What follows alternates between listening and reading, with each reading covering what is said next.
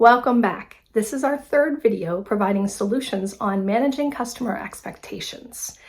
So far, we've learned that we need to document expectations and communicate them early.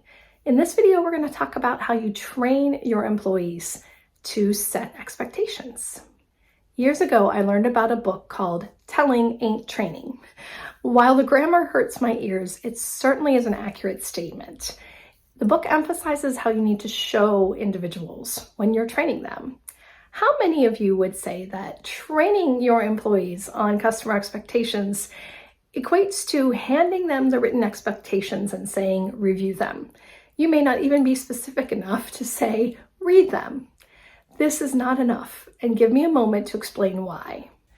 If you reviewed the origin of your escalated issues over the past 6 months, how many of you would find that over 50%, let's say even 75% of the time, an escalation was caused by poorly communicated or mismanaged expectations? Having done this with customers, I know that this is true. Also, it is a great exercise. So if you've never reviewed the source of your escalations, definitely take some time, especially if you're seeing an increased number of them or an unacceptable level. All right, so we reviewed them. We know that the source of them 50% of the time is managing or communicating well the expectations. So if we know that a skill, when done well, can eliminate 50 to 75% of our escalations, why would we not do it well from the start? What does doing it well look like? Well, the start certainly is handing off documented expectations to our team for them to read and review. Next, you provide some examples of scenarios and see how the team answers them. This is an activity, not a lecture. If you've just done this research, you have tons of scenarios. See how they do. Then you provide an opportunity for the team to role play through these scenarios.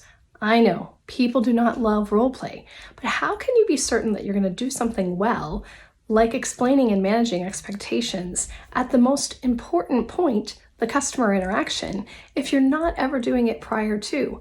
Especially if you're trying to negate bad habits, it's really important to practice good habits and for people to be able to receive feedback.